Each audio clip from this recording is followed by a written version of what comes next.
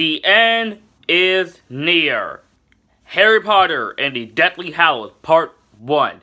Yes, Deathly Hallows was split into 2 movies, and it started a whole trend of books turned into films, especially the last book, being split into 2 movies. Yeah, the studio just loved that money.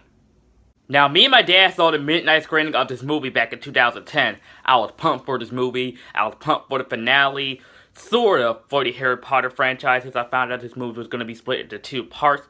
That really bummed me out, because I'm like, oh great, we gotta wait another few months till we're going to see the second half of the finale. But this film was very good. I enjoyed Deathly Hallows Part 1. It's definitely not my favorite in the Harry Potter franchise, but it's very close. And this movie is very solemn and very dark, since after Dumbledore dies, Harry can no longer return to Hogwarts, especially since Voldemort is planning on, and his army is planning on killing him. And this movie is pretty much a chase film. Harry, Ron, and Hermione are going to different places, they're stopping at different places, and they're just trying to stop this Horcrux, which can stop Voldemort's immortality so he can no longer live forever so Harry Potter can kill him. And this first half wasn't that bad. It wasn't bad. This first half was pretty solid. Again, this movie's not my favorite in the Harry Potter franchise, but Deathly Hallows Part 1 was a solid first part of the finale in this franchise. I was already hooked from the opening scene of this movie, which showed Voldemort and his army in his room, and had the girl all lifting up upside down, and Nagini, his snake, eats her alive right after Voldemort did the Avada Kedavra spell. I was hooked. I was hooked from this opening scene of this film. And of course, we get some humor in this movie, despite this movie being dark and solemn and somber and just sad. Yeah. When it comes to the last films in the franchise, it gets really sad. And of course, let's get to the humor. When Mad-Eye Moody brings everybody to the Dursleys' house since they left, which I'm glad. I want to see those little mofos again. Glad they're gone. And they disguise themselves as Harry, and the Weasley twins just look at each other and says, "Wow, we're identical." I was dying laughing as soon as I saw that in the theaters. And right after, I had the biggest laugh in my entire life. I had the biggest cry in my entire life because they killed off Hedwig. Rest in peace, Hedwig. You are a great owl. I did love the chase aspect, moving from place to place aspect in this film, and this movie is getting, this is to start how emotional the second part will get, because we just see the first half of this movie, the first half of the Deathly Hallows, and already this is gonna get very emotional, very, very fast, very fast. I did love how Harry, Ron, and Hermione disguised themselves as the Ministries of Magic. It's just cool. I love this is one of the things I forgot to mention about the other Harry Potter films. I love the potion where they disguise themselves as other people.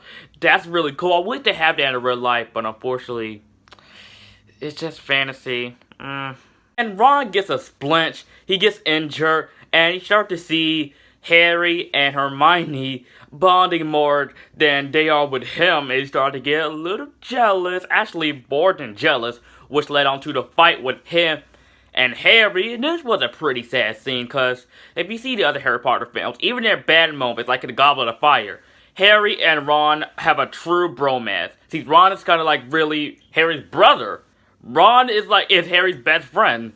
And seeing that fight was very sad to see. Ron leaves, and then of course, this was very predictable. He comes back, yeah, like we thought Ron was really gonna leave Harry and Hermione. He comes back, and Harry is drowning in the water, trying to get the sword of Gryffindor. He saves Harry, and then gets the sword of Gryffindor, and he destroys the Horcrux. And that was as predictable. That was very predictable. I saw that coming from a mile away as soon as Ron left. Very predictable. Harry, Hermione, and Ron go to Luna Lovegood's father's house, and they discuss about the Deathly Hallows, which is the Elderly Wand, the Cloak of Invisibility, and the Resurrection Stone. So basically, that symbol is basically the Deathly Hallows, the Resurrection Stone, the Elderly Wand, and the Cloak of Invisibility.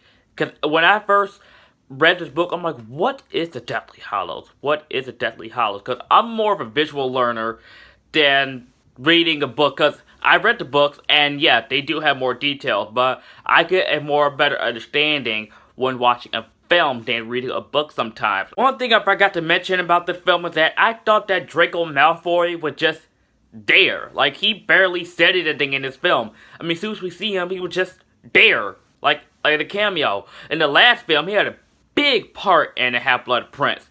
He had gone from that jerk bully to an evil villain in Half-Blood Prince. His character grew. He became more of a jerk. And in this film, he was just there. Like, we see Draco Malfoy, like, oh, it's just Draco. He was just there. That's just my complaint. But hey, we get to see Dobby back in this film. Yay! Then he dies. Now, I will be completely honest. I knew that was coming since I read the book, and many people who have read the book knew that was coming. So they was getting prepared, and I was getting prepared, like, don't cry. Don't cry. Don't cry, Dobby! Oh, why, J.K. Rowling? Why? And of course, the movie ends with Voldemort going to Dumbledore's grave. He takes the elderly wand from his dead hands, and he lifts it up to the sky, and the movie ends. And we gotta wait for part 2 in the next few months, but I can't wait to talk about the Deathly Hallows part 2 tomorrow to wrap up this series of reviews.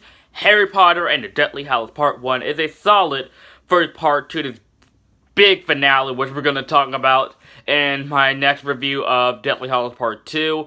Harry Potter, the Deathly Hallows Part 1, solid film. Not my favorite in the franchise, but still very good. Very, very good. I'm going to give Harry Potter and the Deathly Hallows Part 1 a B+. Guys, thank you so much for watching. Can't wait to talk about Deathly Hallows Part 2 tomorrow. Yes, good stuff right there. Very great stuff in that movie.